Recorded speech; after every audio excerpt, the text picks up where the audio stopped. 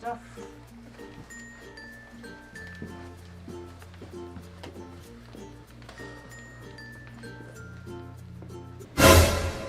Hey, Alex.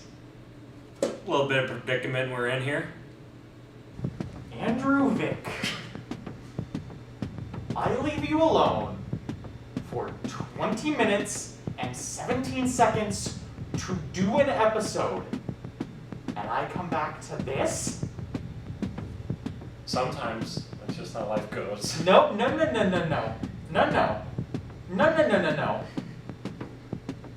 I let you off the leash this time? No. After the Star Trek episode, the audio you made me sit through for that, and I have to come deal with this now? Owing to TV10. No more Star Wars. I'm okay with it. Not even the original series. Or Clone Wars. Oh, now you're taking it too far. Charlie, would you mind explaining what this is all about? Andy, he put sauce on me, and I got really upset about it. I remember, I was there. Oh yeah, that's right! Yeah, Why didn't you do anything about it? you didn't ask. Well, this is nice. Anyways, the Snyder Cut. Oh yeah! That's a thing that happened. Yeah. It was bad. It's pretty awful, yeah, I gotta say. Want to talk about it? Why not? Well, just finally have to unhook this puppy.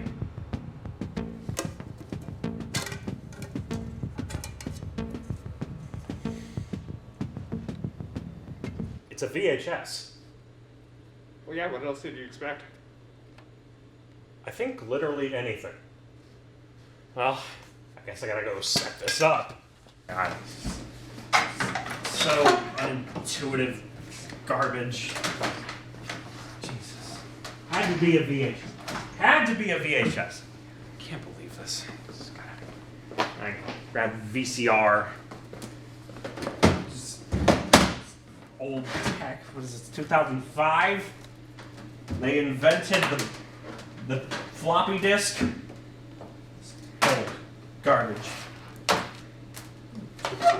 gonna find a cable. Why isn't this an HDMI? Jesus Christ. It's utterly ridiculous.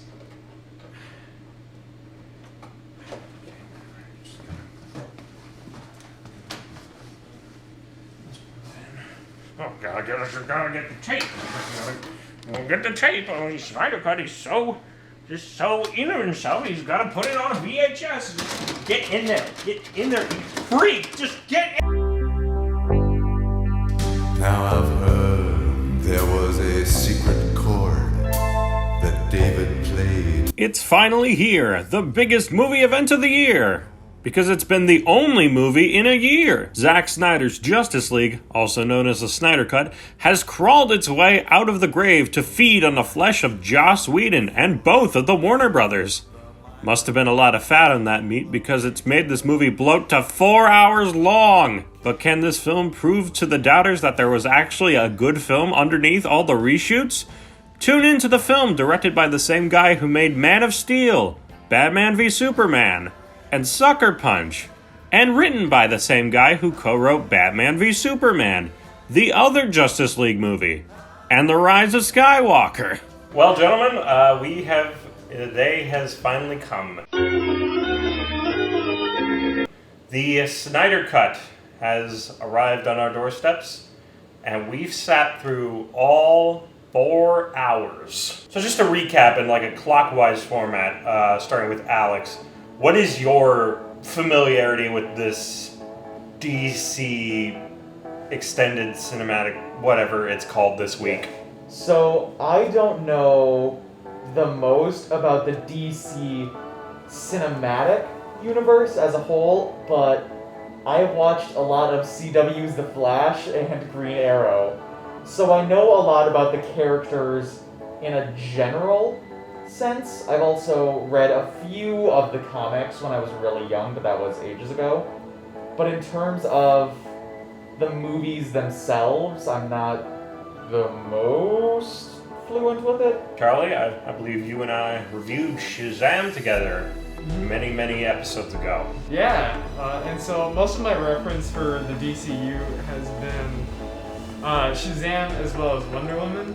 And Shazam, I dunked on a little bit initially, and then I just kind of I was trying to compare it to Marvel, and I think that's my main issue with the DCU, because what I recognize it as is it's just superhero movies, except with like a grittier, darker, and in my opinion, cornier style.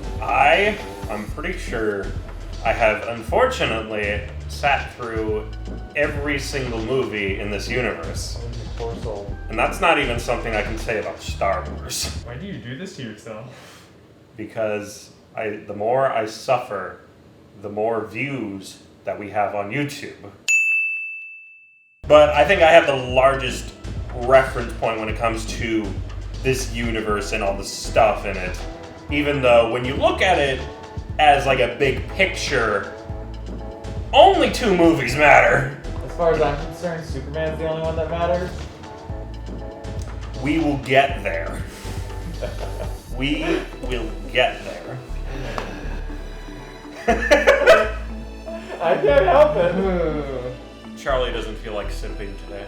Well, why don't I try to recap the sort of story around the original theatrical cut, because the behind the scenes stuff is a lot more interesting than what we actually watched. Batman v Superman comes out. It's financially successful, though it doesn't reach $1 billion. Critically, it flops pretty darn hard, and the Warner Brother executives panic. So when it comes to filming Justice League, they probably send him a lot of notes. It's like, oh, you gotta change this up, you gotta lighten it up, you gotta add a few more jokes, make it more like Marvel. That's exactly what I got from it. I felt like a lot of the format of the Snyder Cut itself felt like it was taking a lot of the parts of Marvel that give it structure, but not necessarily like capturing what people like about Marvel. See, I would agree to an extent, but from the little bit I had seen and like just clips I saw out of context from the original theatrical cut, that one was so much more of that emulation and doing it even worse. Like they tried to make it less of that dark and brooding DC style, but they tried to make it more like jokey and lighthearted when they can't pull it off properly. Going further into the production, I believe Joss Whedon also punched up a few of the scripts in the middle of production, and then this tragedy occurs. I believe Zack Snyder's daughter unfortunately got in an accident and she died, so he and his wife, who were working on the movie, had to step away to mourn this loss, which is perfectly understandable, and my sympathies go out to him. This is a horrible tragedy, but Warner Brothers had Joss Whedon come in to sort of finish up the movie, so to speak, and a lot more has been changed than we initially thought. A lot of scenes were cut, but also things were added in theatrical. There's this scene between Amy Adams and Superman's mom in like his newsroom, and it doesn't look like anything else that was shot. And like certain scenes were redone. Like there are side-by-side comparisons online between the theatrical footage that was redone by Joss Whedon and the actual Snyder footage. You can tell haircuts are slightly changed. The green screen is a lot more off. Ben Affleck looks fat. So there's all these weird changes. And it's essentially not even Zack Snyder's movie anymore. It's Whedon's. And so there was this online campaign for many years of hashtag release the Snyder Cut. And eventually during I think it was fan watch along with Snyder for Man of Steel, he announced, hey, it's real and we're gonna release it on HBO Max. Now it was a little confusing for a while because people weren't sure whether or not it was going to be like a full movie or if it was going to be split up like a mini-series, like in multiple parts. There were 6 separate parts and then an epilogue, I remember that. But they were essentially like the length of like a Netflix TV show episode. Yeah, each part was sitting right around 30, 40-ish minutes around. And I remember with the name, they always found some cheeky way to slip it in the dialogue of that part. And I was just like, Roll credits. What's it Ding! like? So, just sort of going around, I'll start first with my initial thoughts of the film. Compared to the theatrical cut, it is indeed an improvement because the theatrical cut of Justice League, I think, is an abysmal disaster with everything that's been added in, cut out. It is just I don't like the theatrical cut of Justice League. It is just an absolute mess. It's obviously the second worst of the DC movies that were released recently. But you two have not seen the theatrical cut. So it wasn't the worst movie I've ever seen. It also was not one of the best movies I've ever seen. It was content. It was definitely a formal film. It was definitely shot. It was, I will agree with that, but I have had so many moments, because even when I'm back home and when there's not pandemic going on, my mom and I, we used to go to the movie theater all the time, because the theater by our house had like a $5 Tuesday deal where you could watch any movie for $5.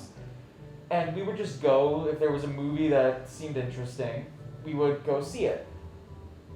And it felt like one of those times where, you know, we're walking out or we just finished watching this movie and it's just like, well, that was 4 hours of my life that I'm not going to get back. Like, it wasn't necessarily an atrocity that, like, I would consider it the biggest waste of my time, but I didn't take away anything extra from it. Like, I can think of movies that I walked out of and I'm like, oh my god, this was amazing. Like, I'm still thinking about this scene and how, like, wonderfully it was done, how it was alluded to, the foreshadowing of this. But for the Schneider cut, it was kind of just, okay.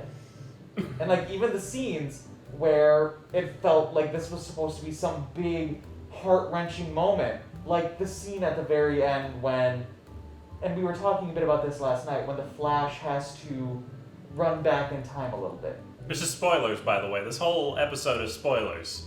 If you've But- had a week to watch it, you're fine. Yeah, if you wanted to watch the Snyder Cut, you've probably seen it by now. If you wanted to watch the Schneider cut, just look up a review on IGN and it'll give you the shtick.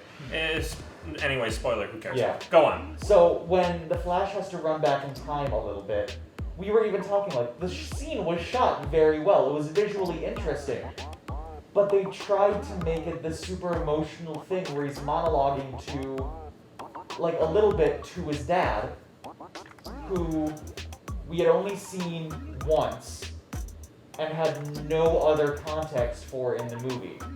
You didn't know, because in the DC universe, if you don't know the Flash, Barry Allen, who is the Flash, his father is in prison for a crime he didn't commit.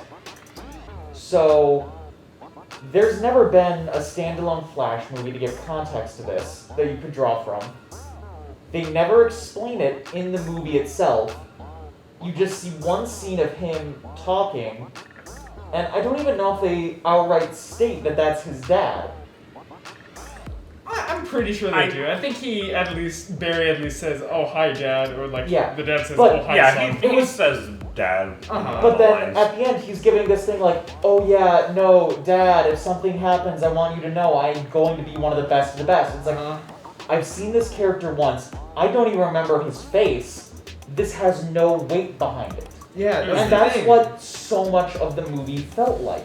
There were really cool scenes and really cool sequences that felt like this big payoff after no build-up. Exactly. Because there's just so much happening between all these different characters and storylines they have to explore, and yet they contribute so little. And like it doesn't feel like a self-contained movie. I feel like it assumes that you already have some investment in these characters that they've already introduced, and that you've seen other movies or read up on the comic books, and that the whole movie is more of a fan service than it is a movie that's accessible to a popular audience. Exactly. It's an excuse they'll use commonly. They'll say it's for the fans. This is for the fans. I'm a fan of a few of these movies, and I still don't really know why I should care about these characters. Exactly. Well, let's go bit by bit. Let's sort of go from like the beginning of the movie. Well, I have one bit we need to talk about right away. Andy, I'm about to give you comedy gold. Ancient lamentation music! Oh, ancient lamentation music. Well, let's talk about this.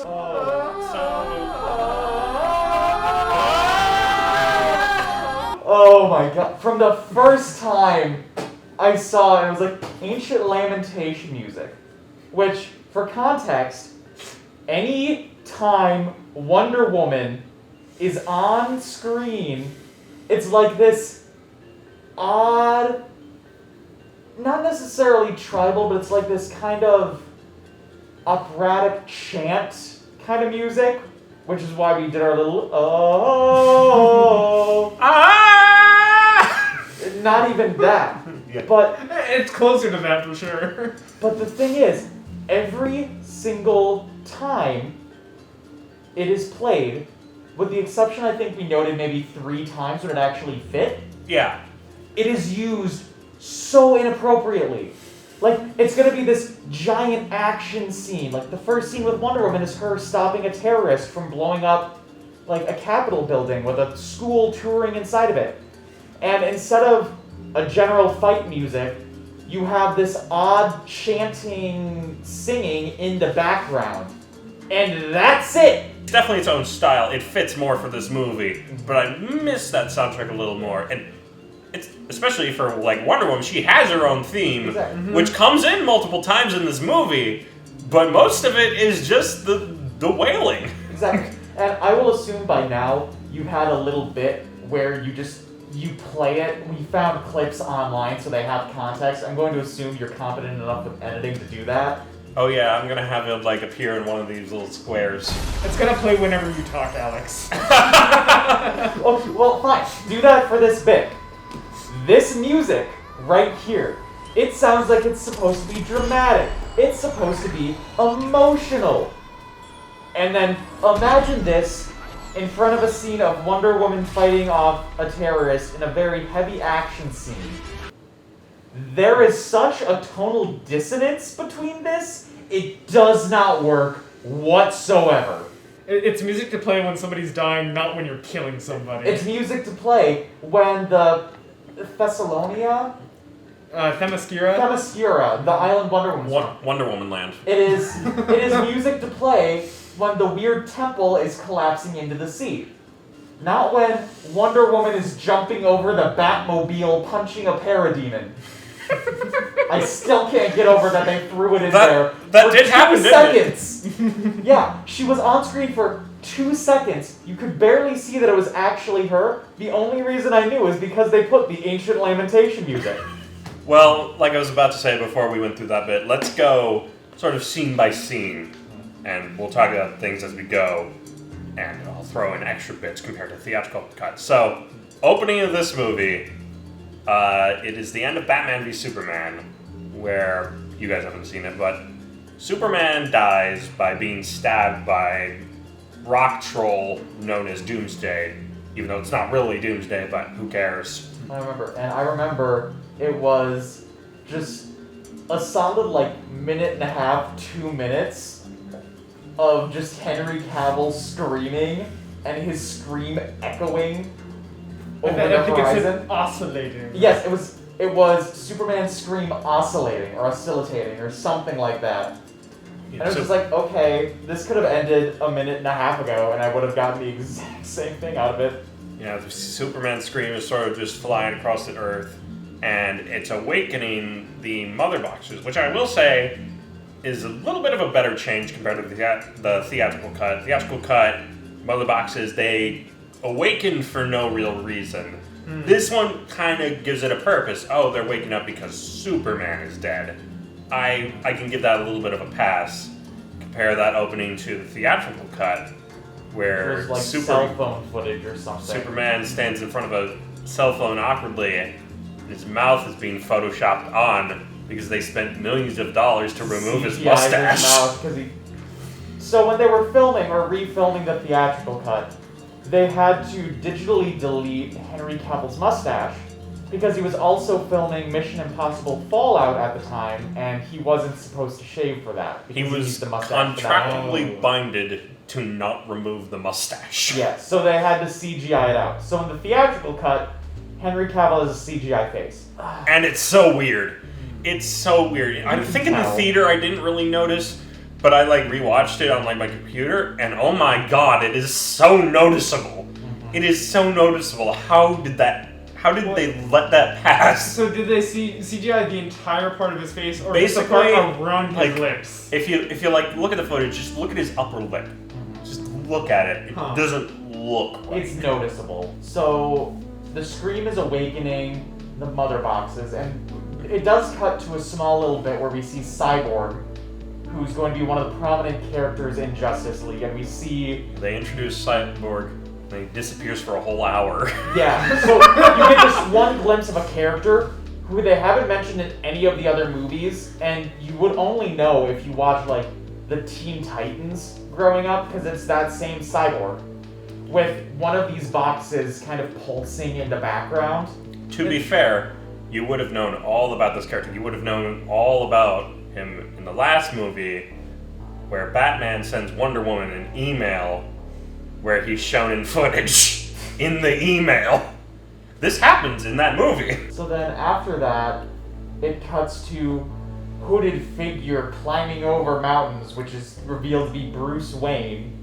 And he's going to this little Icelandic village to where he walks in and he's like, "Where's the man that comes from the sea?" Yeah, he's looking for Aquaman, and... I'm sorry. I didn't know Aquaman's name was Arthur. That messed with me too. When I first heard it, I'm like, Aquaman's from PBS Kids. That's all I could think of every time they said his name was Arthur the Aardvark. Arthur the Atlantean Aardvark. It's such a soft name for such an intense character. It is. Yeah, and then he goes meets Aquaman, and Aquaman's like, leave me alone. And then this is additional footage this is Snyder stuff, because in the Whedon version, Aquaman just sort of awkwardly leaves. In this version, Aquaman leaves, but there's the women start singing. Yeah, they started an Icelandic folk song, and the way it sounded to me, and I even made this joke last night, it sounded like a bunch of preteens trying to sing a Taylor Swift song when they don't know the words. That's what it sounded like. I think one of them like went out and he picked up the sweater Aquaman threw off because he takes off his shirt before he goes in the water. Mm-hmm. I think she smelled it. Yeah, no, she something just like that. Probably. I imagine that probably smells like cod or walleye. It's a bit more haddock up there. Maybe some perch. You should throw it in a fryer. I bet that sweater smells delicious. So, of course. It's gonna be Wisconsin and Iceland. It's probably gonna be beer battered too, because oh my god, Jason Momoa drinks so much in this movie. Oh yeah. He is beer battered Aquaman. Ugh. And I thought that was gonna be a plot point, like an arc he goes through. He just is constantly drinking and they never mention it. Yeah, there was just this one scene where Aquaman just rescues a guy and drops him off at a bar. He takes one of the bottles and then he slowly walks out on a pier while this indie rock song is playing, and he's just drinking. And that moment really doesn't have anything to do with anything. It doesn't. It's just him standing on a pier with giant waves crashing against it and kind of just absolutely covering him. And he's just kind of standing there drinking, and that's it. That's the entire scene. And then I thought it was going to be a cool transition, but then they just smash cut to him just not even swimming, just dive bombing. This is how Aquaman moves through the movies if he's in the water. He's restrained on a little thing. And I will say, that's one thing that kind of flows through the entire movie. All of the action scenes, anything they had to do digitally looked so unnatural. Because I know we were talking especially about the Aquaman swimming, but anytime Wonder Woman was zipping around really fast, it looked like they just went into Photoshop for a couple of frames and just artificially moved her across the screen. with like a little blur effect right behind her. Yeah. It looked wrong. I think they gave like $70 million to like finish up the CGI in this movie. They clearly And didn't. it's still not completely finished. Yeah. It's not as bad as you think it would look, but it's still not good. Mhm. Like, Cyborg's metal plating. Oh, don't even get me One of started the on most Cyborg. atrocious things in the entire Cyborg movie. just looks horrible, but we can get to him later. Yeah. And then I believe it cuts to Wonder Woman stopping the bomb, which I'll say in both versions of this movie still really doesn't matter. There's no real point to it. Like, There wasn't any point at all. I think it was for the sake of pacing, not like the plot, not advancing or introducing new ideas, except for like, this is Wonder Woman, she has a lasso of truth, this is what it's called. But like, But I mean, I the think lasso they of just truth didn't also want, they just didn't want to have 30 minutes of just drama and intensity and talk in a 4-hour movie about superheroes. But the thing is, they immediately then went back to that drama and intensity and talk. They didn't continue following it up with action. So it was just really disjointed. I'm kind of surprised that in both versions, like especially in like the first like hour or two of both movies, there's a lot of disjointed scenes. Nothing really flows together. And you'd think with this movie being 4 hours, there'd be a lot more connective tissue, but in a lot of scenes there still isn't. Mm-hmm. And I think that's weird that it's still so disjointed. It's bizarre. No, I would fully agree with that. It somehow felt unfinished. Mm-hmm. Like, I think one of my problems as far as character development goes and like no real sense of resolution is so many of the scenes, even when these characters were together, it didn't feel like there was a dynamic between the characters. Like in the scene where they're like planning out things and all 5 of the members are together, like it doesn't feel like people are playing off each other. It's just saying, I'm Batman and this is what I say. I'm Wonder Woman and this is what I say. And then I'm Barry Allen, and here's a little joke, because I'm the comedic relief. Yeah. And then I'm Cyborg, and I have daddy issues. Surprise, we all have daddy issues. I think every member of the Justice League has daddy issues. I know Batman does. I don't think Wonder Woman does. Well, technically... I've never seen the movies. I don't know. I mean, she was raised on an island full of women, and she was basically created by Zeus, so... Which raises its own question. Given what Zeus is, I think that just sort of explains itself. Yeah. Alfred probably has father issues. Alfred is a father. And he has issues. Alfred has issues, and they're named Bruce Wayne. This is a good drink. I'm enjoying this. I think so. Congratulations. What does that have to do with the Snyder Cut? It's actually Granny's Peach Tea, which is a reference to a moment in Batman v Superman in which Lex Luthor pees in a jar and then blows up Congress.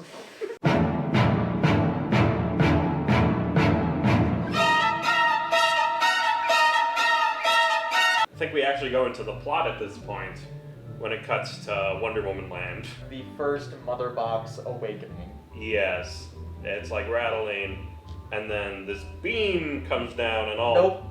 No? No, because it shows up once, and that's when the big crack forms. Oh, that was And And then that's why later everybody on- fills in. that. Later on, That it happened. comes back. You're referencing the moment that happened during like the Superman scream. This is later. Oh, right. Yeah, we're. I'm stupid. Ignore me. So Mother Box Awakening's beam comes down, all the parademons start flying out, and then drops down our villain Steppenwolf, who goes from this horrible PS3 CGI monstrosity to this horrible PS4 CGI monstrosity. I don't know how to feel about the change of design. Like, do you know what Steppenwolf looked like in the theatrical version? I've seen bits, and it just looked bad.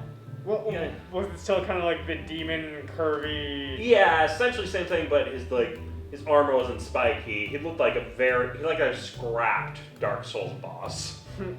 Now, this is one thing I noted the first time Steppenwolf and the Parademons came on screen.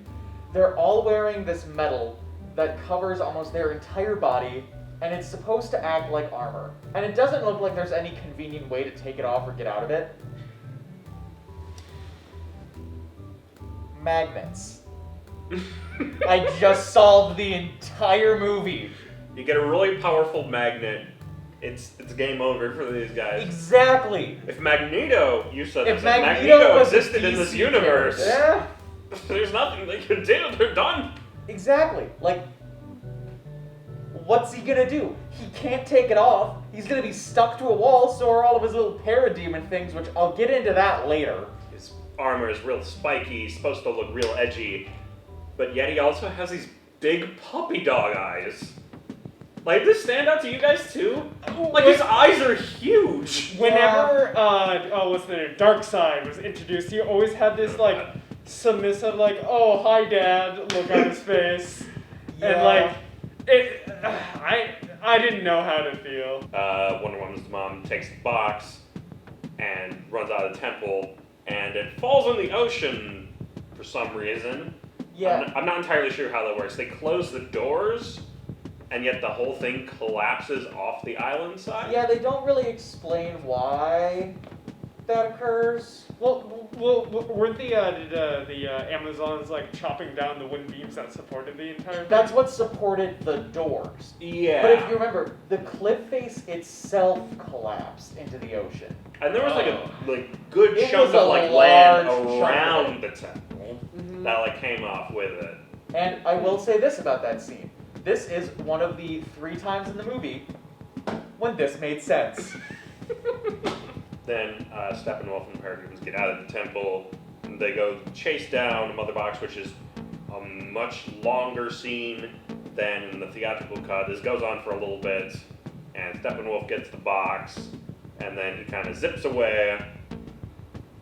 And then going back to the lack of flow in this movie, this is the end of the first part, where the Queen was like, we must light the fire to the Parthenon. We must set the Parthenon on fire. And then Amazonian's like, men won't know what it means. The Queen's like, men won't.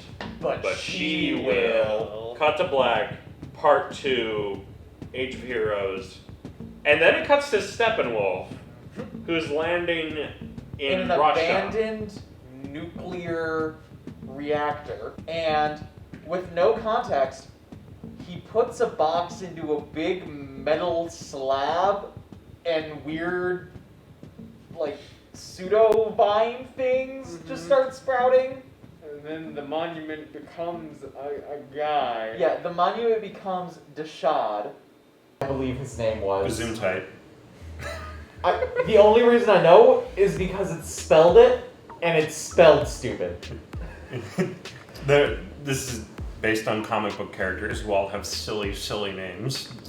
Yeah. This is a movie for adults, starring Aquaman. So, yeah, just the way they spell this, like, the way they spell Darkseid still irritates me. I'll get into that later. It feels but like a Warrior Cats character.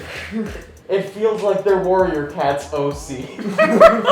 Oh goodness, that's a deep cut reference.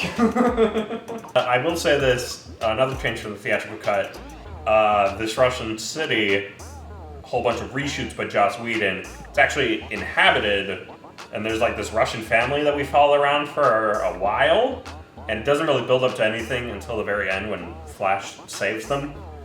And then it pans over to Superman holding an entire building full of people. And it's like, wow, the Flash is useless. And so then Wonder Woman goes to the little place. The Parthenon. The Yeah, Parthenon, whatever you whatever. wanna call it. She finds the little Amazon arrow. And then she like makes this makeshift torch. And then she drops down somewhere. I'm not sure if it's... They don't show where she drops down. Yeah, It just shows her sneaking past the police barricade because they were like, someone just set this place on fire. Why did they just burn buildings? Like, god dang, these kids and their arson nowadays. She grabs an old piece of wood, tears off some fabric from something in this stall, wraps it, douses it in like oil or something, and then grabs a box of matches. That's just conveniently, well, it's just conveniently sitting there outside right next to something that was just on fire, which definitely wouldn't be at least taken as something from evidence. And then it immediately cuts to her just falling from somewhere. I'm not sure if it's implied to be that same ancient building that she's in, or in the area. It's just, she just drops in. It's weird.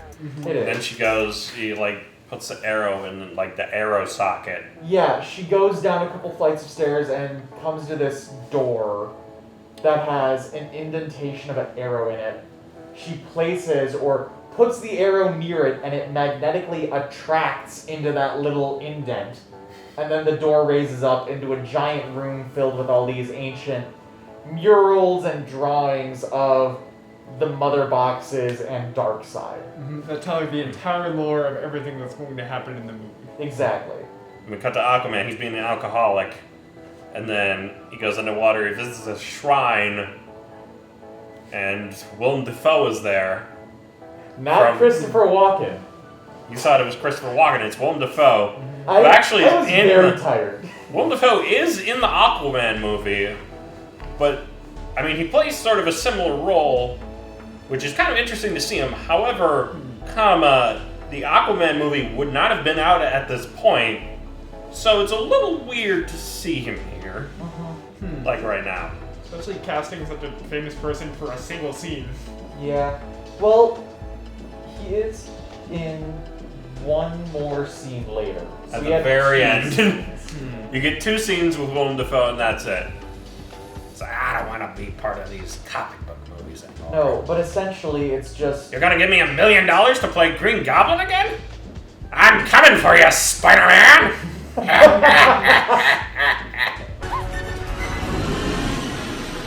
Hello, my dear. Essentially, Willem Dafoe confronts Aquaman standing in front of a statue of what I think is supposed to be or implied to be his father.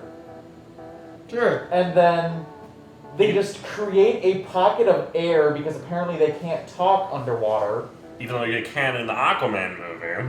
Yeah, it's very contradictory. But I'm surprised these directors don't pass notes to each other. exactly. Well, anyways, so they create this pocket of air, and Willem Dafoe's like, "Hey, you gotta come become the king. You gotta take your mother's trident. I'm gonna throw it on the ground to show you that I'm angry." Alex thinks Willem Dafoe is from Boston. Hey, I'm walking here.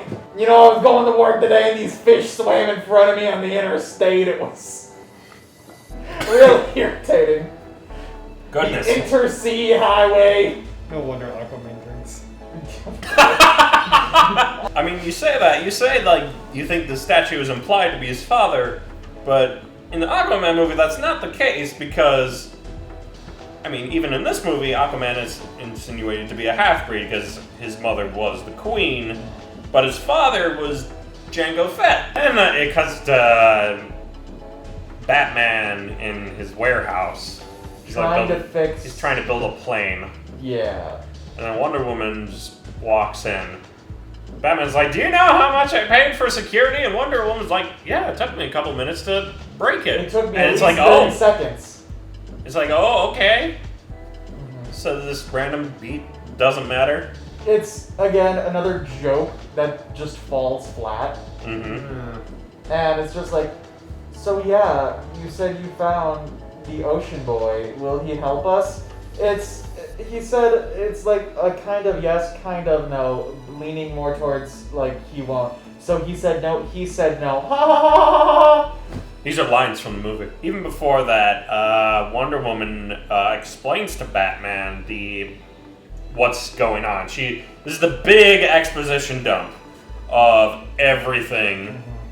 She tells him about these mother boxes, and it's this flashback to when we are introduced to the true antagonist behind it all, Darkseid, who is this big bad in the DC Comics. He's essentially, if you're going to compare him to anyone, he's essentially Thanos.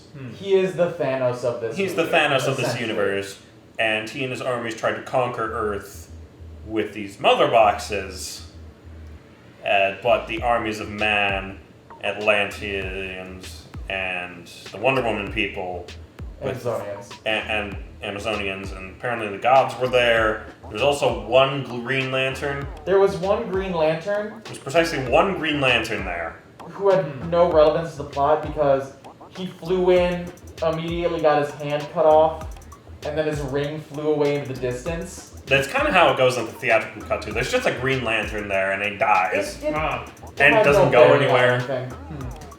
It's weird. I feel like it was just a, haha, this is a character that exists too. Hey! I mean, if they're gonna have it, everything's coming together, they might as well just pepper in a little reference or something, sure. Yeah, it gives a little backstory to this, which I gotta say is a little bit droning because they clearly wanted it to be like the opening of Fellowship of the Ring, where Galadriel is telling the story of the One Ring, and it's this big epic battle. It's the final stand against the Dark Lord of all, but it's being read by Gal Gadot. Yeah. I'm a little confused about something. I asked you about it last night, so I asked you about Darkseid. So he has these laser eyes. Called Omega Beams. Omega beams. And they're like super accurate and they zoom all over the place, and if they touch you, you like insta die. It is basically like an insta kill move. And in this flashback, he doesn't use it. Which I feel like he uses this big spear. I feel like if he would have used those eyes of his, he probably would have won. Yeah. And not get almost Thanos. Maybe he needed the cubes to use the laser eyes, because didn't he use them at like one He really, uses really them late point? in a flash forward, way later in the movie. The cubes are nowhere around, but he's just in the ocean. He fires off one shot, and they just ping around to 5 Atlanteans and kill them all instantly. And then it cuts to another bit. And then at the end of the scene, Wonder Woman's like, "Where's everybody else?" And that's when we get into part 3, in which we're introduced to the Flash and Cyborg. And this is like the hour mark. I think in the theatrical version, this is like half hour, 20 minutes in. So that's just sort of giving you the standard of where we should be. Yeah. And so we're introduced to the Flash, where he's trying to get a job. He is trying to get a job at a pet store.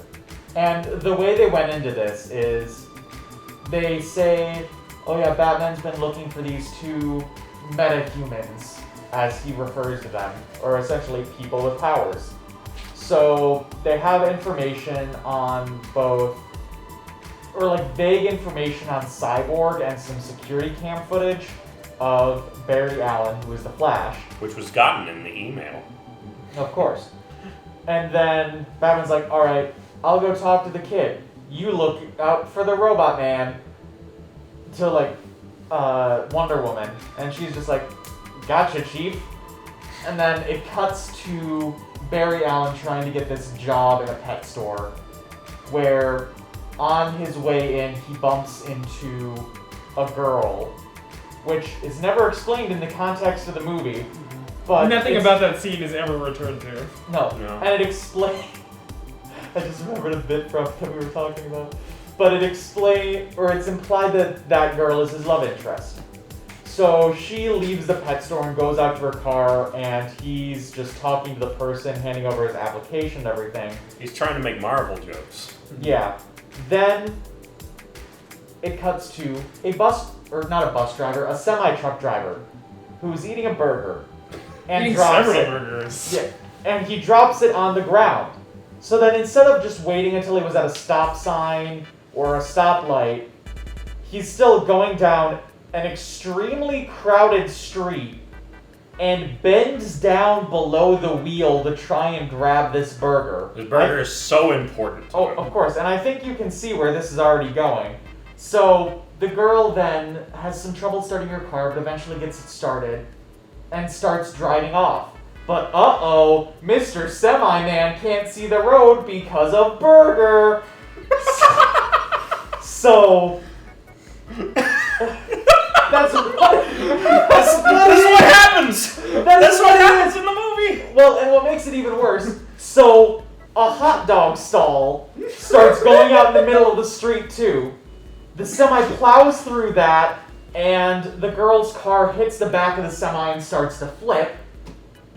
And it cuts to Barry Allen then, who turns, sees all this happening, and he's like, oh no, time to be a superhero. So he runs, pokes the glass that's on the front door of this, and it just shatters. Which, I mean, it was an interesting effect. It's property damage. Of course, but then he That's runs. the job he's applying to. But then so he runs to this woman and grabs her, like, from her car to save her because he can run at practically the speed of light. And it would have been a very, very touching scene if there weren't weenies flying around throughout the frame.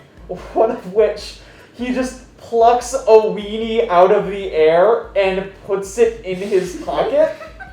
Well, actually, Alex, you're a little mistaken because it was a touching scene because he does touch the girl at her hairline, like, casually which is caresses really her hairline, weird. and that's where they're trying to imply. It's really weird. That's where they're trying to imply it's the love interest. But we were making this joke last night of this scene would have been so hilarious if he just grabbed one of the hot dogs from midair and just put it in her mouth. And ran back and let her die? I would have loved this movie so much more if they had done that. But no, so he sets this girl down on the ground, and it seems like she sees him directly for a moment, like in real time. And he then runs back into the pet store, into a pen with a bunch of dogs, and he's just like, oh yeah, I always bring a meat snack with me because dogs can get stressed if this happens. And he just, in real time, it took maybe 2 seconds, so there is no way that the person he was talking to wouldn't have noticed him basically teleporting into the dog pen. But then it just cuts away from that scene to him walking into a warehouse. Oh no, that's later. Oh, is that later? I thought that was next. It's later because we gotta cut to Cyborg. Oh, right. And we're gonna dissect compared to every the single theatrical scene in this cut, movie. I will say, Cyborg gets a lot in this movie. Like I know, I think I've seen and heard a lot of reviews say that Cyborg is the heart of this movie, when in actuality, Cyborg is a good chunk of this movie. Cyborg is the plot of this movie, essentially. Half of this movie is a Cyborg movie. He's being depressed up in his apartment, and it goes into this little flashback where he's on the football team. He's the captain of the college football team. And there's another flashback in the flashback where he's like sitting outside an office, is like, principal man or whatever is like, your son hacked into our computer system and changed this girl's grades. Mm-hmm. And that doesn't go anywhere. Come back to the football team, and he's actually fighting the Badgers. Yeah. And we were trying to figure this out because Andy thought he caught a W. And it was just like, is that Wisconsin? Is that Wisconsin? It's Wisconsin! Yeah, it was like Wisconsin on the scoreboard. The Gotham whatever football Gotham team. City They're playing versus- against the Badgers. Well, it wasn't even like... So when it cut to the scoreboard during that flashback, it didn't... Because usually it'll say, like, the Badgers versus, Or, like... home anything. versus Mhm. visitor. But no, it was just Gotham City versus Wisconsin. The entire state of Wisconsin. All of Wisconsin. Exactly. And then, so essentially he scores the game-winning touchdown or interception or whatever it was. And then it cuts to him looking longingly into the stand where his dad is not there because Cyborg has daddy issues. His mom's there, though. Mm-hmm. For now. Then it cuts to a scene of them driving home where his mom's just like, hey buddy, I know it sucks that your dad wasn't here. And then she dies. And then she gets hit by a car and she dies. It then cuts to the hospital where Cyborg's dad walks in. And at this point his name is just Vincent because he's not a cyborg yet. He walks in, he talks to the Is doctor. it Vincent or Victor? Victor. I think it's Victor. It's Victorson.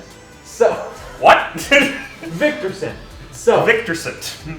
So the dad is talking to the doctor now, and he's like, hey, your wife didn't make it. Sorry about that, and your son's gonna die too. Oopsies. It's not framed like that. But then it cuts back to Cyborg brutally standing there.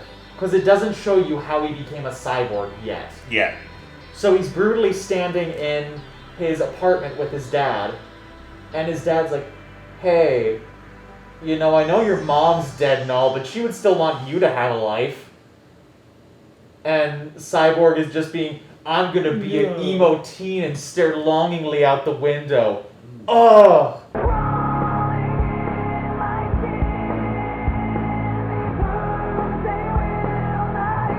And then it's like, fine, if you won't look at me, then listen to me. And he puts a tape recorder down on the counter and then walks out of the room.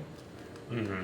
And then, That's really weird. yeah, well, and then Cyborg starts playing and it's like, you can do so much more. You can hack the universe and... It reminds me a lot of, like, in Man of Steel, when literally every character would walk up to Clark Kent and be like, oh, you're so special.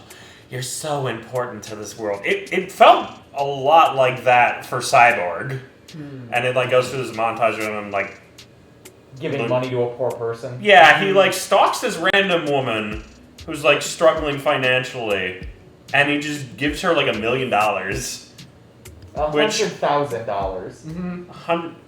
Was it 100,000? It was 100,000, yeah. I could have sworn it was like in the millions. No, it was 100,000. I said it was kind of petty. Because you were calling him giving money to a poor person petty, which I still don't get. That took a few minutes to, like, yell at you for. For the scope of what he can do. I'm saying it was petty for, like, a first action that he takes for, like, being a cyborg and having the ability to manipulate all electricity and electronics. He's just gonna give a random woman, you know, 6 G's. Because he has a good heart. Yeah. 6 figures. Well, and then the other thing, so in his mind, it's kind of showing how he's going through this, and he's just in this, like, barren wasteland. Then out of nowhere, I think it's a bear and a tiger start fighting each other, and he's just like, no. And he walks into a building. I think it was supposed to be a bear and a bull, because it was talking about how you can manipulate the financial system. It was talking about how you can manipulate things. It was just... But all of it was just very, like, none of this matters. I said, at least Cyborg got an explanation for his powers, because in the theatrical cut, he's just kind of there. Yeah. Which... Well, so anyways, it goes through this, it goes through him giving the money. Yeah. And then it cuts back to him in the apartment, and it's just, so, now I'm going to talk to you from the heart, like, as your father, and then he destroys the tape recorder. I should mention in this sequence, like, there's also a little moment where Cyborg is trying to, like, learn to fly. He's, like, trying to figure that out, which I said this when we watched it. Actually, we'll lead into a transition about the aspect ratio. This was actually kind of I thought it was a neat framing of just his face in the middle of the screen, and it just shows him, like, flying off the ground. I thought that frame was nice, but let's talk about the aspect ratio, because this is a little something. In the theatrical cut, it's like the normal... It's your normal widescreen. Normal widescreen 16 by 9. But this one is, like, in a 4:3 aspect ratio, which is a little confusing, but I did a little digging, and it's like, this is supposed to be, like, the IMAX format. Like, if you see it on an IMAX screen, like, it'd be that little extra bit. Which I can see that. Like, if I saw this movie on an IMAX screen, that'd probably be fine. But I first watched this on my phone, and it's a little distracting when, like, most of the screen isn't there. Well, I can't imagine they imagined that they were going to be shooting this for a streaming site. I think they thought they were going to release this in theaters. Snyder clearly shot this in IMAX, but presenting it in this little weird aspect ratio is a little bizarre. Yeah, it was a bit odd, but I mean, it didn't really do anything for it. I will say, though, well, yes, the framing of that cyborg flying scene was nice. I hated that scene. It looked just wrong, because the way they did it, is they cemented Cyborg's face, which was looking up into the sky, dead center in the screen.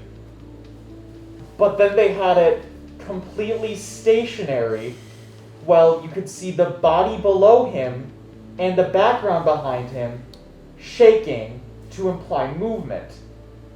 But his face was completely still. So it just looked wrong. But I feel like so many of the things that they tried to do in this movie, where it was emulating the ideas or the actions like this, just ended up taking away from the movie. Yeah. I can see that. Anyways. Alright, I think at this point it cuts to back to the Flash. Yeah, because And now it cuts to the warehouse. Well, even before the warehouse, it cuts to him talking to his dad in prison. Like they have a little heart-to-heart. I thought that was later. No, that's right before the warehouse. I'm stupid, ignore me. I've said it once, I've said it a million times, I'm stupid. But then it goes into the warehouse where he has all of his Flash stuff and a whole bunch of TV monitors. Reminds me of my bedroom. And Batman is there. He's like, "Hi, I'm Batman." Flash is like, "What are you doing in here?" And he throws a Batman at him. Yeah, no, it's like, yeah, I'm looking for someone who's special. And he's just like, that's not me. I do ice skating, or what? I do competitive ice skating. I do competitive ice skating. And then he takes a look over to the Flash's suit. It's like, this is extremely heat-resistant material that's used by NASA scientists to build shuttles that will be sustainable for re-entry. I do very competitive ice skating. Yeah. And then Batman throws the Batarang, to which the Flash goes into his super speed, and he's just like, I'm gonna do a slight Matrix dodge where I just barely move to the side, and wait, is that a bat? So he grabs it and like, you're the Batman! I will say this? This scene probably would have been a little cooler if this was the first time we saw him use his powers. Like it'd be like we learn at the same time as Batman. Like that, I think that would have been cool. Oh yeah. I will say, I would have found it so much more hilarious if they just didn't have this scene, but back in the pet shop scene, they just had Batman standing outside. He just shows up. Barry's just like, oh yeah, like, you've heard of a black hole? Because of my superpowers, I have to consume a lot of calories, so I'm a snack hole. I'm the comedic relief. I'll say this about theatrical cut. That line's in there too. And I think myself and a lot of other people probably thought that was a Whedon line. But Snyder wrote that, which is a little weird. There's a lot of stuff in this movie where you think Whedon did that, but it was Snyder the whole time. It's a little weird. Oh yeah, it cuts to J. Jonah Jameson, who's a cop That's now. Spider-Man. Yeah, who cares? It's J. Jonah Jameson. It's Commissioner Gordon. Commissioner Jameson. With a G. You're gonna get all the leads. Come on. This makes no sense. Don't worry about it. It's fine. So Commissioner Jameson, he looks at this weird drawing that like a 6-year-old drew of like a bat creature because people being kidnapped by the parademons. And then people were Reporting bat-like figures, No. and then there's drawings, It and he's wasn't like, "You gotta be Batman. kidding me! I'm gonna go call Batman." And at that part, well, the next one, Batman's getting off the plane with Speedy Boy. Wonder Woman's there, and she's like, "Hi, I'm Wonder Woman." He's like, "Hi, Flash, I'm Wonder Woman." No, that's not right. yeah. Another line I thought Whedon did, but it's got Snyder. And then I look up and it's like, "Oh, it's the bat signal. We gotta go." And then it cuts to. It's not Atlantis. It's not the Atlantis from the Aquaman movies. It's somewhere. It's It's a Under- temple, isn't it? yeah. It's like an underwater It's the mother temple box where storage. the Atlanteans were keeping their mother box. Yeah, Mara's there, the Amber Heard character, who you forgot was Amber Heard for a while, Alex. I vaguely remembered that it was her, and the first second she was on screen, I'm like, something about this woman makes me hate her. And it's the fact that it's her. Yeah, she's still being employed. I'm not She fully shouldn't be. I'm not fully knowledgeable of the whole Amber Heard Johnny Depp thing. I know I'm not supposed to like Amber Heard. That's about as far as they got. I'm gonna wait a couple years from now, and I'm gonna see who's still being employed. Yeah, anyways. A little beam comes down underwater. It's Steppenboy, and he starts fighting all the Atlanteans, and he starts choking Mara, and then Mara starts using her water powers to suck the blood out of his face. Yeah.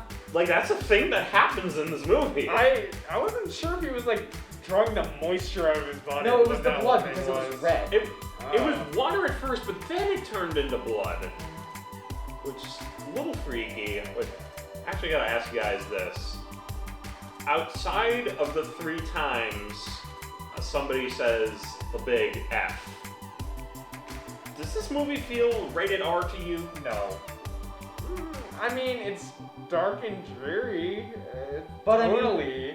Just because they use a dark color scheme doesn't make it rated R. Well, I don't just mean cinematically. I mean like the tone of the entire movie and the script, and also how many times children could have been shot but weren't. Yeah, and there's also this like blood spatter that comes across the screen every once in a while. But for the most part, I felt like I could show this to like a teen. Exactly.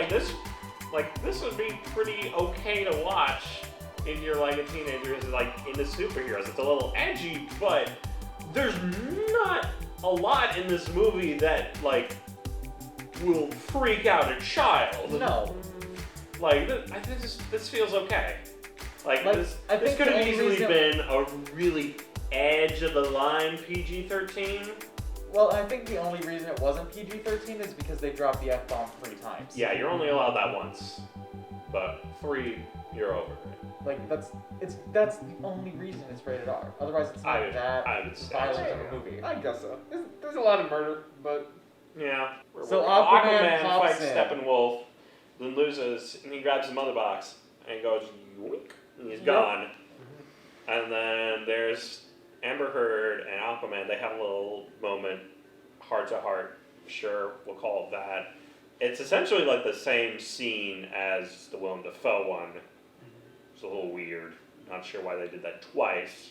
This is the thing where it's like Aquaman's finally like, oh, fine, I'll go do something. You know, like, I'll go be beneficial to the existence of this universe for once. Yeah, I believe this goes to the rooftop scene The rooftop scene with Commissioner where Gordon. Commissioner Jameson meets Batman, and then Wonder Woman and Flash show up, and they're like, how many of you are there? And then Cyborg shows up. And then it cuts to Commissioner Gordon like, something's happening in this city and I don't like it. He turns around, Wonder Woman, Cyborg, and Batman are gone. And the Flash is just in there like, oh, they really just disappear, huh? Well, bye! And then he leaves. Another thing I thought was Whedon.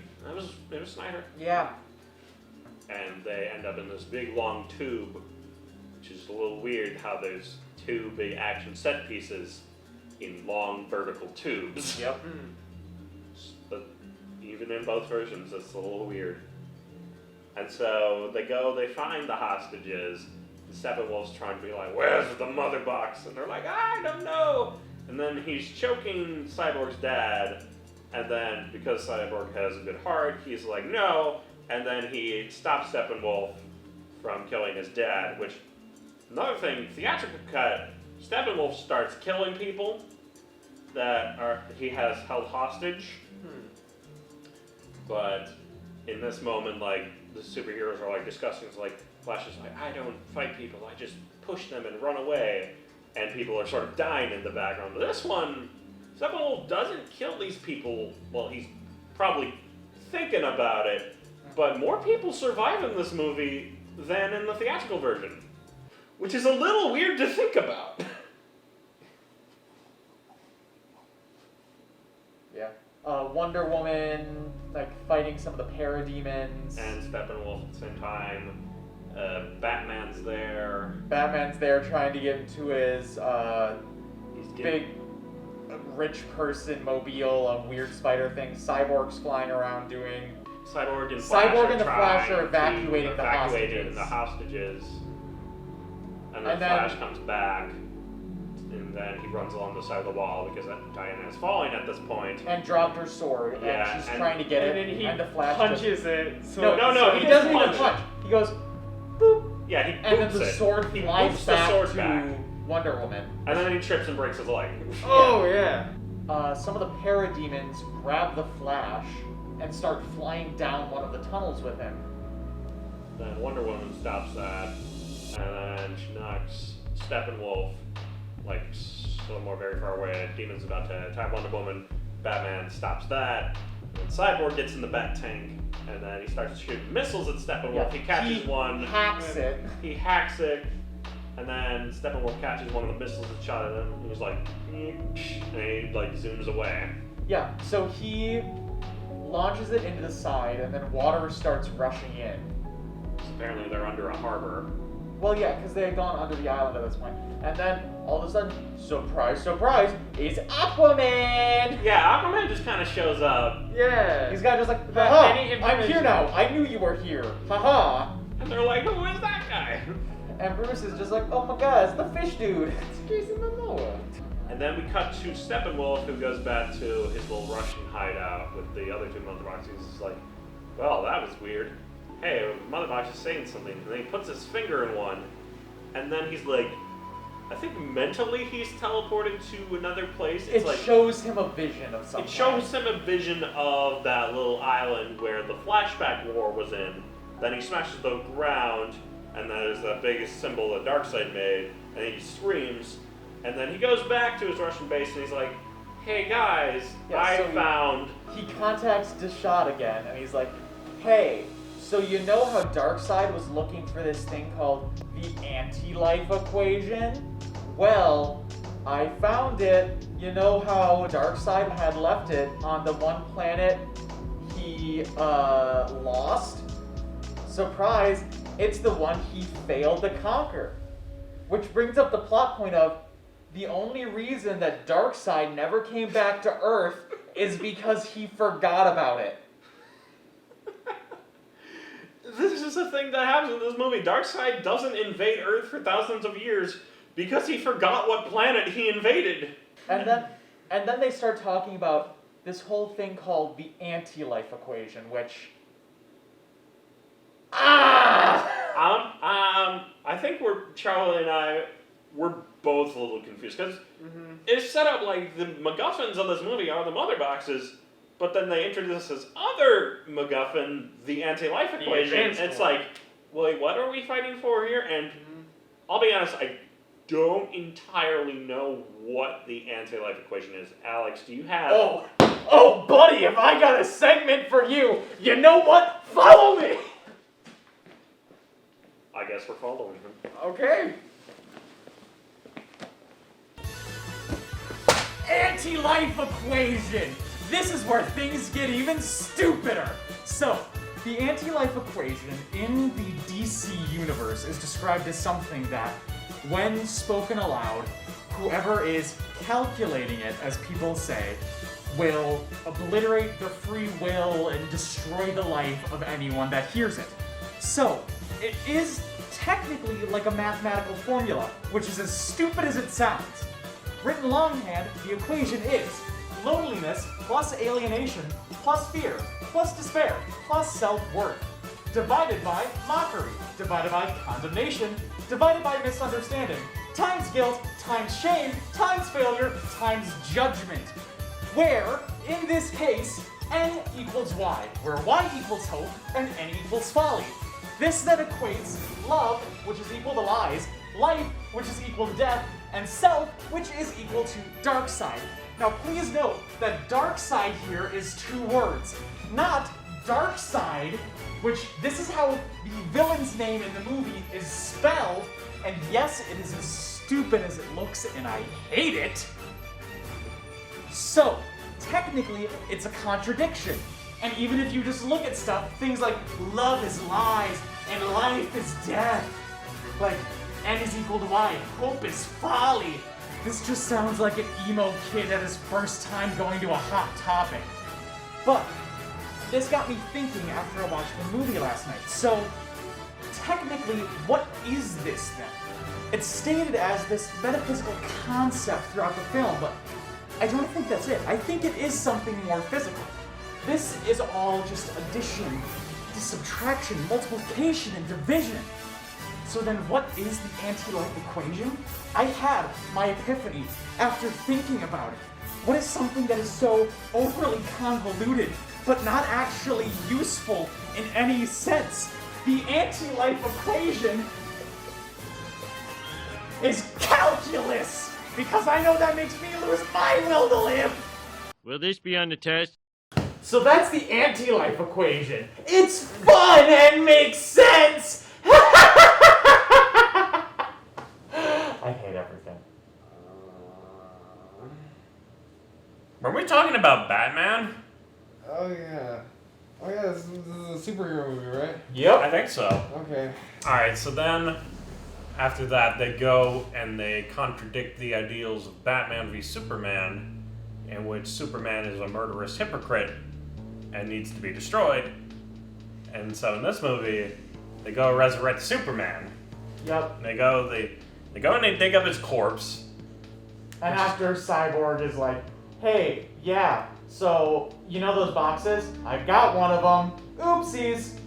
Mm-hmm. And it's like, wait, how do we know you're not working for Steppenwolf? And it's like, well, because the reason I have daddy issues is because instead of letting me die, my dad turned me into a cyborg with this box. Surprise! And that's like the end of that. So then like, but the mother boxes can rewrite all like atoms. So a match can turn a house into smoke, but the mother box can turn smoke into a house. And that's how they decide to bring back Superman. Yeah. So then all of a sudden it's just like, well, we can do that. So they go rob his grave. They dig up literally go Superman's to body. the grave of Clark Kent and they dig up his coffin. And then they go to the little place from Batman v Superman where the Superman ship is, and they break into there. Cyborg hacks the system, so everybody else has to evacuate. And then they go into the Kryptonian ship, and they lay Superman in the little water, little goo. And they're like, we have to drop this box in at the exact point it hits the water, and it needs enough charge from Flash running really fast in order to activate it. And they're just like, no, but how are we gonna get this charge? And then the Flash is just like, you know, if I run fast enough, I can create electricity, but I don't like to go that fast because time gets weird. So then he's like, but have you considered doing it? Well, that's a good enough point for me. Let's do it. And then when he does like all the running stuff and he like runs, doesn't he have like a vision or something? Yeah. Cyborg has a vision. Like, they're counting down to like dropping the cube. And Cyborg has this vision of like this horrible future. Essentially, it's the nightmare sequence from Batman v Superman, in which Darkseid wins. He takes over there, then Wonder Woman's dead, Aquaman's dead, Superman turns evil, and he kills the Justice League. Exactly. Which is a stupid plot point.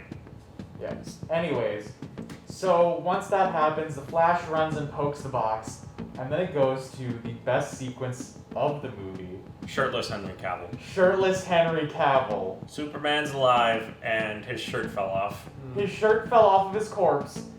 They don't explain why, but he rockets out of the ship, starts destroying stuff, and he's just shirtless the entire time, and I'm not gonna complain.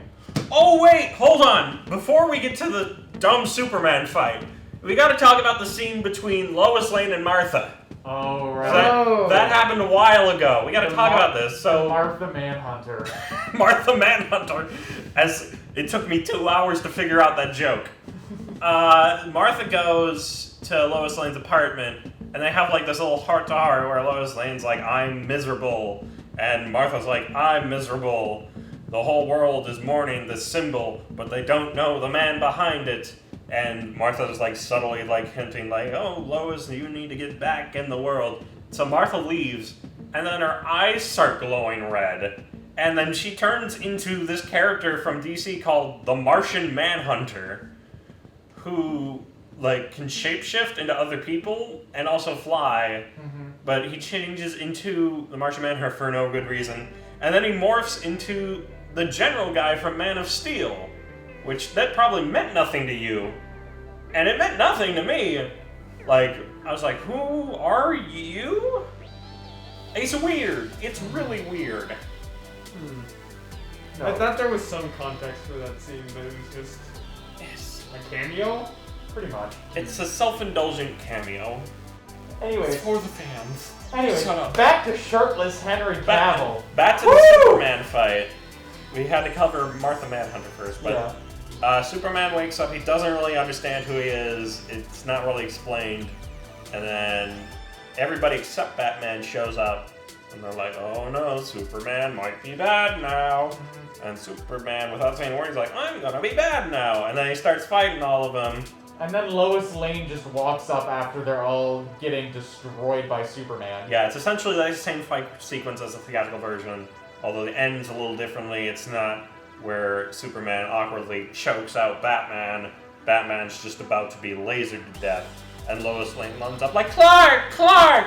I should mention, Baby, please! still in both versions, people are very lax about their secret identities.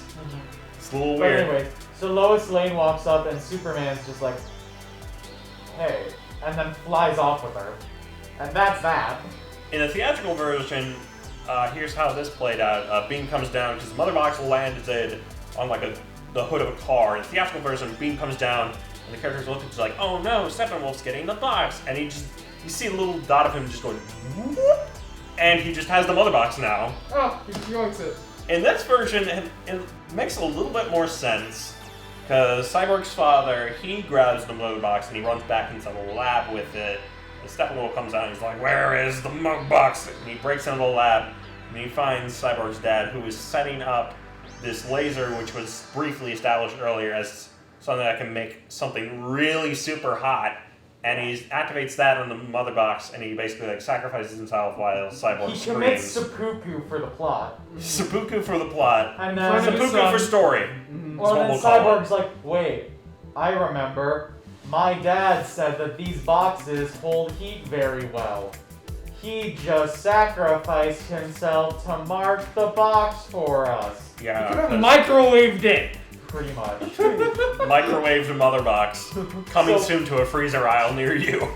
So then it jumps after that because they're like, we can use a thermal tracking thing to find it. If only we had a satellite. And Bruce Wayne's just like, haha, did you forget? I'm rich. He has 6. And then after that, we jump over to Henry Cavill, still shirtless, but now at his old home with Lois Lane. And he's just like, what happened? He's like, I'm sorry for being dead Yeah, for a and while. then I'm gonna he's go sta- fix that. Yeah, and then You he's can go standing stand out in in the the cornfield, yeah. And Martha, his mother, drives up, For no reason. and he just slowly emerges out of the corn, even though you can see him already. And just like, hi, Mom! And she's just like, hey, you should go do something productive. He's like, you know what? I'll do that. And he flies off to go help. Yeah, he goes to the Kryptonian ship and he goes and gets the black costume. It's not red and blue, it's black. Because it's edgy. Which Angry apparently Superman. that's super important in the comics. So I'm just gonna assume Snyder doesn't know how to use it. And so then we cut back to the Batcave. They're getting ready for battle. And Cyborg, he fixes the plane. How? I don't know. He Well- just fixes it. He fixes it because she wanted to fly. And then they open up the most inconvenient hatch in existence in the middle of a lake. Like, the doors for this hatch are right on the water surface. So the second it opens, all the water would be pouring in. And I'm just like, Yeah. they're leaving that there for Alfred to clean up. Like, he's going to have to mop that. That's probably why he pours himself liquor. Yeah. He drinks to forget Batman. So then they figured out that that Steppenwolf has the boxes in this like Russian power plant. Mm-hmm. And they're like, well, let's go get him. So they get into the plane and fly off. It then cuts over to Steppenwolf. And he's putting the boxes together, and he's like, yes, I'm creating this big marshmallow. They land in Russia. Batman drops them off miles away from the dome. And then he goes in the bat plane. He's like, I'm gonna go do Batman things. And he goes, he shoots his way into the force field, and he knocks down the tower that's holding it up. Yeah, which we had skipped over this a little bit, but when Steppenwolf got the second mother box, it created this giant dome around this abandoned city, which was acting as a shield for him. So now Batman flies in, destroys it, the shield collapses, everyone else runs in, and Batman's like, I'm gonna sacrifice myself, which is totally in line with my character. Bye! And everybody else was like, no. Yeah. So they just... So, then this is the moment. So Batman's Batmobile is being absolutely surrounded by parademons, and as one is about to pull the top off the Batmobile, you hear something. You wanna know what you hear, guys? Ancient as Wonder Woman flies out of nowhere and just like slaps two of the parademons off, and everything's fine now. They had the team up shot. It's pretty similar to the shot from Age of Ultron. Yeah. And Well, they gotta do it. yeah, they gotta do then the shot. It kind of jumps around to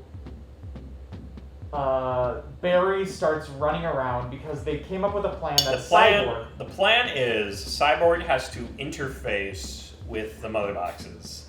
And in order to do that, he's got to get a really supercharged. Barry has to run around in circles really, really fast to generate this charge. And so the rest of the team is trying to fight off these demons and Steppenwolf so Cyborg can do this.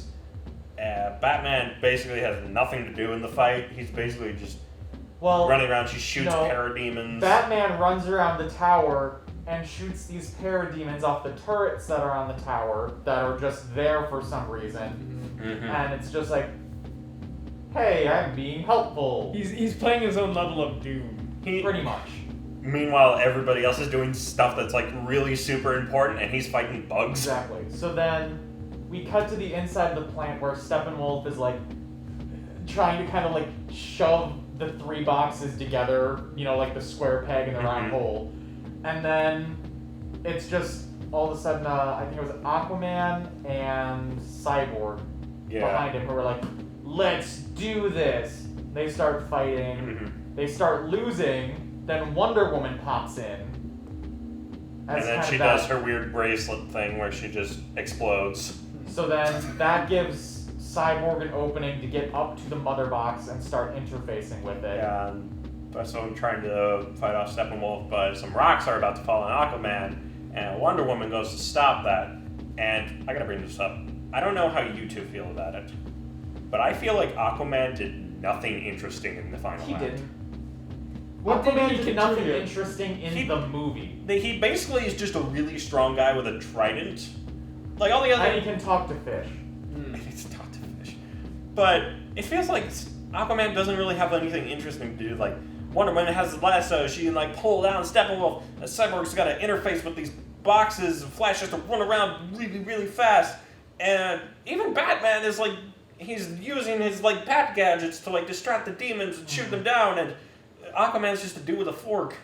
And they could have at least, if they were going to have the scene where Nara was her name, and Mara, okay, where like she drains the water life essence of the creature, that like he could have done that to a bunch of parademons. I don't know if he has that power. Yeah. Anyways, so Aquaman was basically just useless. So that now that Wonder Woman and Aquaman are crushed under this rubble, it gives Steppenwolf the chance to jump up to where Cyborg is with the 3 cubes. He's about to chop him up. And then Henry Cavill, as Superman, swoops down and he's just like, that's cute. And starts absolutely destroying Steppenwolf. And it gives a little bit more agency. There's a little more agency with the other characters in this movie because in this theatrical cut, It's basically like, oh, Superman's beating up Steppenwolf, and now nobody else has anything to do. But when like Steppenwolf falls down there's like a little bit of teamwork. Like Aquaman just sort of beats up Steppenwolf. Aquaman just hits him with his strike really hard. Yeah, Wonder Woman throws him up in the air, and then Superman comes up and he like undercuts him and knocks him up in the air. And it's like, okay, this is like a little bit. This is like the actual like superhero stuff. Like. That should have been in the rest of the movie. Well, and then we cut to Barry running around. Mm-hmm. So he needed to generate all this electricity to be able to kind of force Cyborg to finish interfacing with the mother boxes because there wasn't enough power initially.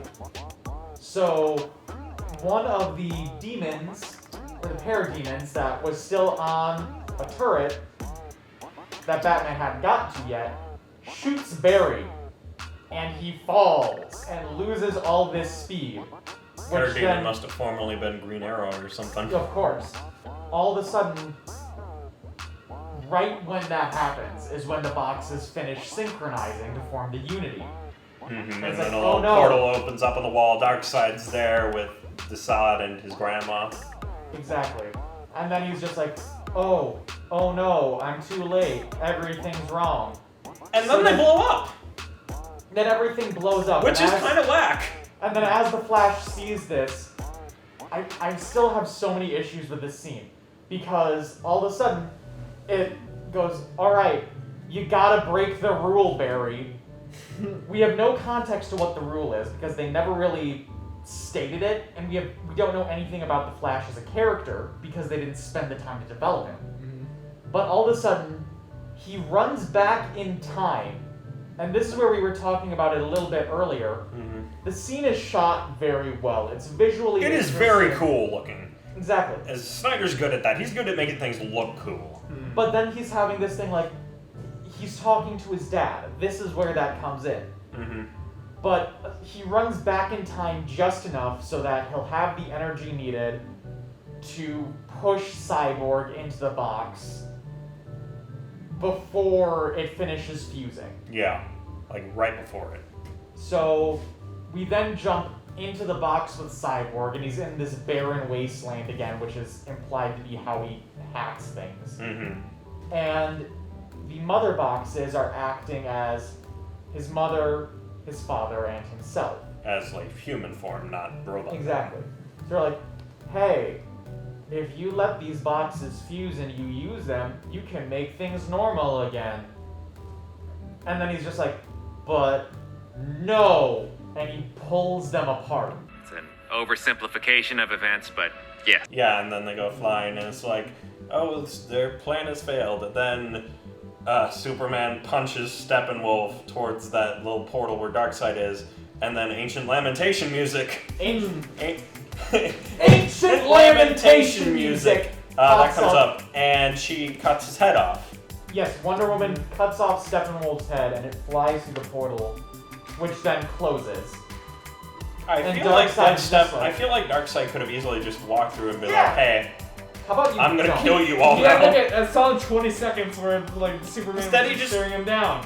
You just look at each other, and the portal closes. The portal closes, and then we're in Darkseid's world, and it's I think just it's like called Apocalypse. It's something like that. like a lot of things. It's It's probably something spelled edgy. stupid. I'm gonna put it right here. It's spelled yes, stupid. it is spelled stupid. It's then Desaad, who is the one that Steppenwolf was talking to through the big metal thing. It's just like, I know it's a shame that the mother boxes have been destroyed, which they don't explain that they were destroyed. They weren't even destroyed. They were just No, they just fell on the ground. Yeah. Like, that's it. And it's like, Even the end of the movie doesn't even explain what happens to them. yeah, but, so it's like, I know it's a shame that the mother boxes were destroyed, but something else has happened. That failure Steppenwolf was able to find the world that houses the anti-life equation. And then Darkseid's just like, oh my god! Prepare the Armada! And that's it. And it sets up a sequel that won't happen. It's like the end of the last Airbender movie. It's like the end of the Golden Compass. It's like the end of the He-Man movie, end of the Super Mario Brothers movie. Well, there's a lot of movies out there that set up sequels that don't happen. Oh, I forgot how we were joking about Superman just turned into Skeletor. So after that, it jumps into the epilogue right away? Yeah, there's the other shot where they're all on top of the reactor, and it goes into the 4-hour-long epilogue. Yeah. I'm just random stuff. It starts out with like what probably would have been the normal epilogue. It's kind of similar to the theatrical cut. It's all the heroes. It's the remaining voice lines from Cyborg's dad on the tape. So Cyborg goes back to the apartment where the tape recorder is still just destroyed, sitting in the exact same spot. No one ever cleaned that up. Well, no one lives there. But he apparently also has the ability to put his hand over something and repair it. It's probably how he fixed the point. Yeah, so he does that, he fixes the tape recorder, and he plays the last half, which was the personal message from his dad. And it's like this really hopeful message for the future. It shows all our heroes organizing. Batman and Wonder Woman are going to the old Wayne mansion, and they're going to set up the Justice League there. They're going to get a big table with 6 chairs, and Flash is running, he's happy. Aquaman's being alcoholic in the ocean. Yeah. And Superman is being Superman somewhere. And I think it like cuts to, which probably would have been a good ending. And then there's like 4 after credits scenes. Yeah, and the credits don't even start. It just goes into these scenes. So start the first I don't remember one. the exact word. I think the first one is it's back at Superman's old house with the cornfield and all that. And it's that's part of the epilogue. Yeah, like I said, The main part before. Like, I thought that was before. I'm stupid. Ignore me. That's part of that. The first one cuts to Arkham Asylum, and there's Boltman laughing and insinuates that Lex Luthor has escaped because that's where he ended up at the end of Batman v Superman. It cuts to like Italy or somewhere. He's on a boat, and Deathstroke shows up. And I only know it's Deathstroke because of the orange. Yeah. Like so I've Deathstroke shows up, and Lex Luthor, who's played by Jesse Eisenberg. He's still Jesse Eisenberg, and it's so weird. It's so weird. It's so weird to look at him. Was he supposed to be Lex Luthor? He is Lex Luthor. Jesse Eisenberg is Lex Luthor. He's Lex Luthor. Who's the guy in the insane asylum? Not Lex Luthor. It's a trick. Yeah, no, and that's why he pressed the alarm. Or the guard pressed the alarm because he's like, oh my god, that's not Lex Luthor. Yeah. Lex Luthor's being on Deathstroke. And he's just like hey, I know the name of the Batman.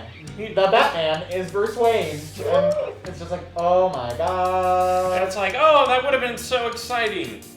Hey, why is Robert Pattinson in this suit now? Yeah. And that's when it cuts then to what is the most needlessly long This is scene. so self-indulgent. This is actually the only extra scene they shot with that $70 million. And it looks it's in the nightmare world. Because in Batman v Superman, Batman has this nightmare about images he shouldn't be seeing of parademons and this desolate world So it ruled cuts by to Darkseid. this future, which was supposed to be a teaser for the next Justice League. Mm-hmm. And he's there, and so is Deathstroke, the Flash. Cyborg, the Flash, and Mara's there too. And Has they this drop, weird accent. Well, no, and they drop it because, like, oh yes, I'll destroy him for what he did to Arthur. Because, surprise, I can't forgive Darkseid killing Aquaman. Oh no! I think they're more implying Superman. I don't know. I don't know. But so And anyways, then- apparently Aquaman's dead. Then you hear this laughing from just off screen. It's Jared Leto's It's Joker. Jared Leto's Joker. Who looks like he's been neutered since Suicide Squad. Well, then He's it's a just lot more like, tame than that. So it's, But the he's Joker's still the laughing worst and Joker. Joker's laughing, giving this monologue, and it's like, haha, hey Batman, remember how your mom died? And your dad died? And your adopted son died? I'm here for some reason. I'm your best friend. You won't kill me. And then Batman was like, your wife died. It's like, you shut up, man! And he takes a card. He's like, a truce Bruce. So long as you have this card, because that's definitely contractually binding. Yeah, I feel like if we had like a whole bunch of movies, if we had like a Batman movie, like with us showing the relations of these characters, like, I hate you. This probably would have been a more impactful moment. It was like a truce. Like, I feel like that would have been cool in a different movie. Yeah. It's so self-indulgent. So then, after that, and then Superman lands because apparently he's evil now, and it's implied that Darkseid used the anti-life equation on him, which is still so dumb. So dumb. And then Batman wakes up from this nightmare. Yeah. And walks outside where the Martian Manhunter is now kind of just there. He's just there. He's like, hey, buddy. Hey. The anti-life equation is still out there somewhere, and we gotta find it before Darkseid does. Even though Batman has no idea what any of that means. Exactly. Like, the anti-life equation is only said between Steppenwolf, Darkseid, and Desaad. Yeah. Well, and that's the thing. The entirety of the epilogue, past the little thing with Cyborg listening to the tape from his dad, was purely trying to set up for a sequel that will never happen. Yeah. And then Martian Manhunter's like, oh, my name's Martian Manhunter. And then he literally flies away. He says his name and flies away. That's literally what happens. And then it finally cuts to the credits. It finally ends. Overall, what's your thoughts? I feel like the movie had a lot going for it, and it could have been good if they had waited before making it to put out some movies about the other characters. If they had made a standalone Flash movie or a standalone Cyborg movie before it, so they didn't have to try to initially introduce those characters here. Because so much of the movie was spent with me sitting there of, why should I care about these people? It felt like it followed a lot of the formula of like superhero movies without anything that made it pop or anything that really grabbed my interest. Because like generally I'm not the biggest fan of superhero movies, but then when something like Into the Spider-Verse comes in, suddenly with this new animation style and these very vivid characters, like that's what really draws me into the narrative. Not as much like the supernatural, like the universe and the superpowers and stuff like that, but like the actual characters at play, which we don't get to see very much of in this cut. It's just kind of, hey, you know who these guys are, now they're in these situations. I think I'm in line with both of your opinions. They went too fast with this whole universe in general. They wanted to speed run getting the Justice League, but they didn't take the necessary steps to justify, ironically, the Justice League. And Charlie's point, I'm in agreement with that, because it doesn't really feel like this big epic thing. It feels like another Zack Snyder movie. One other thing I will say, so many of the plot points, they tried to have this like really big impactful thing, but because of the fact that there were never any hints or allusions to it beforehand, No build-up. It was all trying to be this satisfying payoff that things like Infinity War and Endgame gave. It had to set up and pay off within the same movie. Exactly. So it didn't work. All these points fell flat. Like, when they were like, hey, the anti-life equation is on Earth. I'm like, okay. Right. That's What does that another mean? thing that's here, apparently. Would you guys recommend it? No. No. I can't think of a person who would particularly enjoy this except for like an absolute DC super fan. Exactly. Like, if it's a die-hard fan, maybe. Or maybe a couple years down the line if, like, they do a few more standalone movies that take place before this in continuity, then maybe, but no. I'm kind of in alignment. If you're like a big superhero fan, if you're like a fan of this universe, yes. If you happen to have HBO Max, I would also recommend it, because why not? It's on there. It's not entirely the best, but I'm glad that this movie exists. I've denied it for years, but I'm glad it exists. I'm glad Snyder was able to sort of complete his vision and that it's out there. I just kind of hope that we're done with this universe and that we don't really have to revisit it again for a while. So yeah, that's the Snyder Cut. A couple cool scenes, and I don't know. Hey Charlie, Hey, remember the end of the last episode when you took me in as a hostage? vaguely. What do you ask?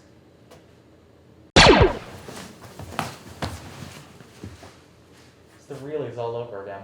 You know, I'm not gonna lie, Alex. This arc that I've been doing, like going into a cryogenic state and sent into the future in an apocalypse world, go into space and time travel, this has been dumb.